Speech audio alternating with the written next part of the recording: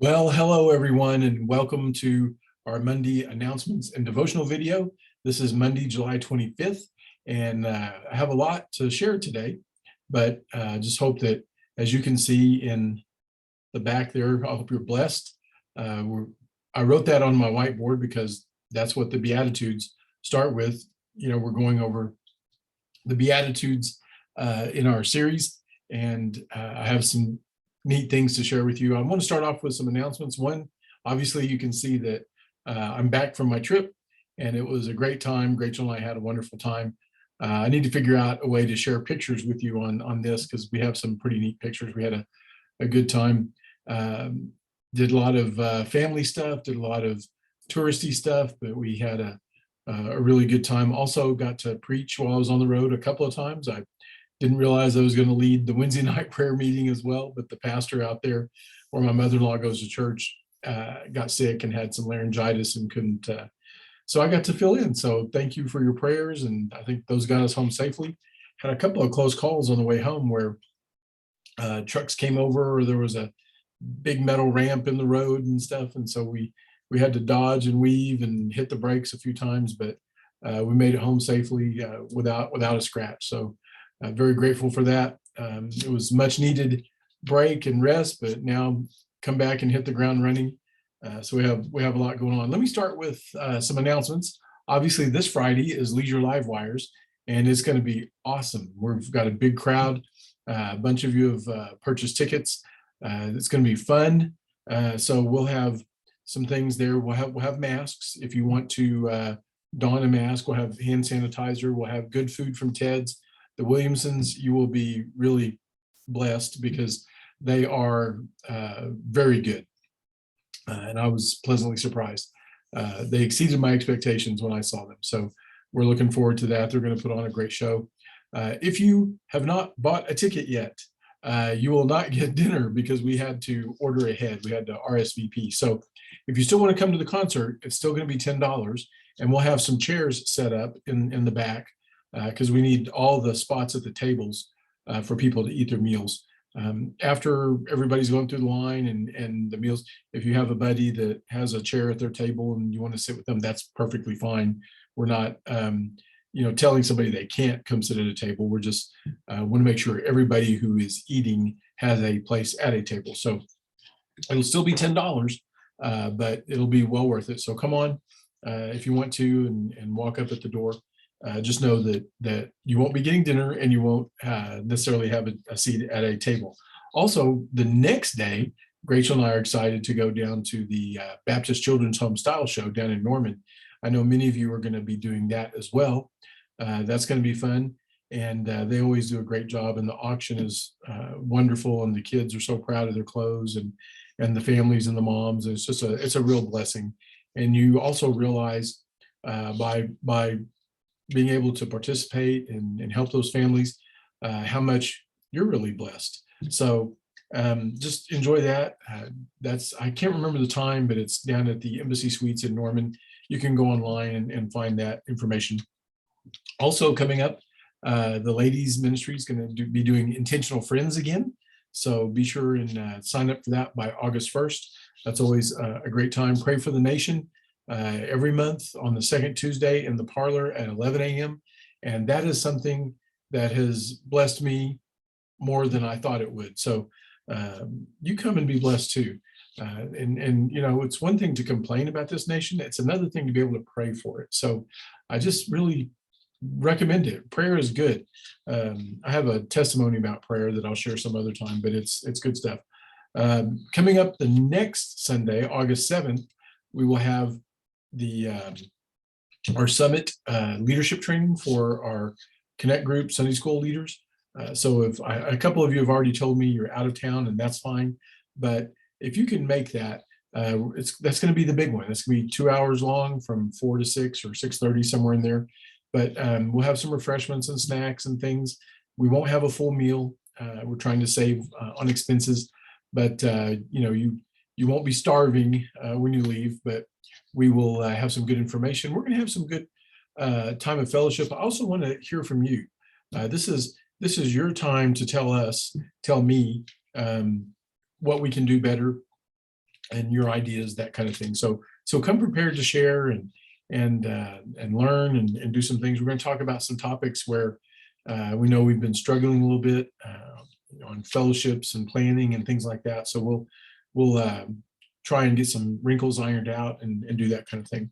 And then coming up after that Sunday, on the next Sunday, August 14th, will be our big Connect Sunday. That we used to call that, like high attendance Sunday or launch Sunday, those kinds of things. But invite your neighbors. It's going to be kind of a dress down Sunday. We're going to have food afterwards, hot dogs, hamburgers, that kind of thing. Out on the lawn, we're going to have stuff for the kids. We're going to have lots of fellowship time after church. I think that's going to start around 10:30, 10:45, something like that. We want people to stay in church at all their church events and then come out. That'll be a dress down day too. So, we're not going to encourage a suit and tie that day. You'll probably even see some people wearing shorts. Not me. You don't want to see these legs, but you'll see some people in shorts and polos and things like that, because it's going to be hot. But we'll have a tent. We'll have some shade. Also, we'll have some spaces inside in the air conditioning for us, for our senior adult ministry, folks that still want a hamburger but don't want to go outside in the heat. We get that. So that'll be fun. What else we got? We got our support groups and our equip classes coming online. So check those out and, go deeper with God and let him minister to you in those ways. And it'll be a good time. Well, we're on the Beatitudes now. And like I said, I wrote the word blessed up there on my whiteboard because I am blessed. I mean, I realize more and more every day how blessed I am. I'm blessed to be able to serve here alongside of you. I'm blessed to be able to do these things with you.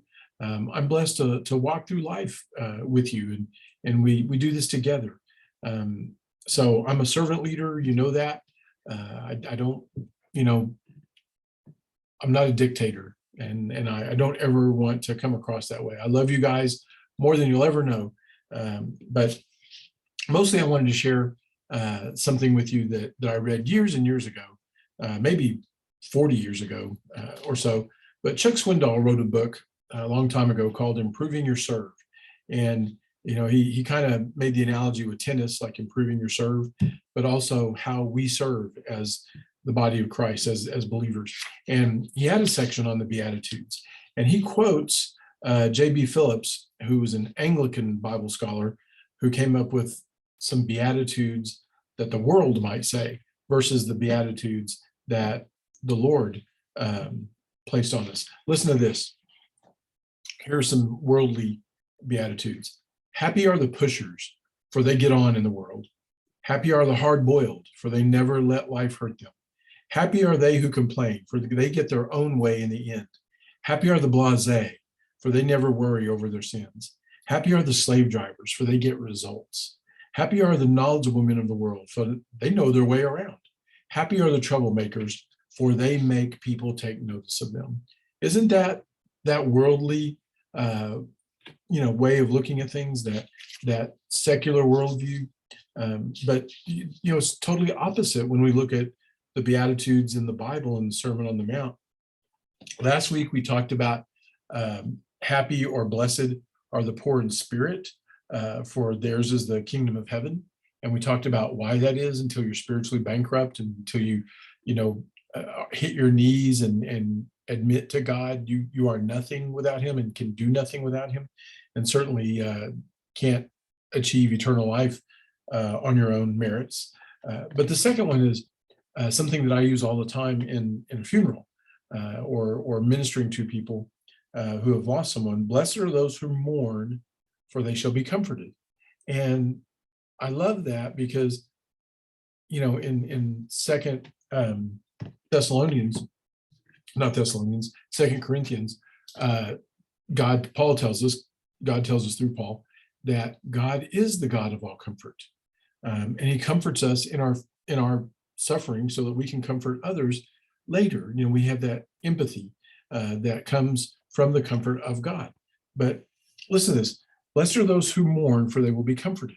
Well, how can you be comforted if God doesn't see you mourn?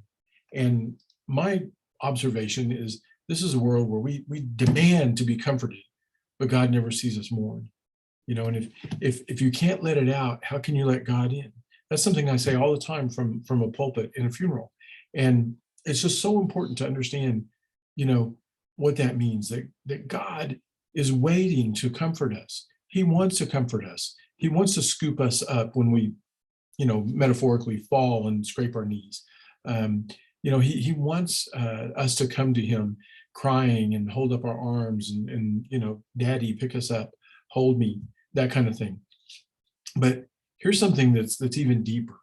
That's kind of a surface level comfort. That's kind of a, um, you know, blessed are those who mourn, for they shall be comforted. Well, everybody mourns during a loss. Everybody mourns over a loss in their life. But when we look at what Jesus is talking about in the Sermon on the Mount, what is Jesus's worldview? What is his perspective? We mourn over a loss. He mourns over the lost. Does that make sense? When was the last time I mourned because somebody probably wasn't going to heaven? Um, that's Christ-like mourning. Father, forgive them, for they don't know what they're doing. So I would encourage you to be concerned over the lost. And remember that time when you were desperate and you needed God with all your heart. If you want to be blessed, mourn over the lost, not just a loss. And on top of that, I promise you, when you mourn over the lost, when you pray for those that are lost, you'll start to cross paths with them.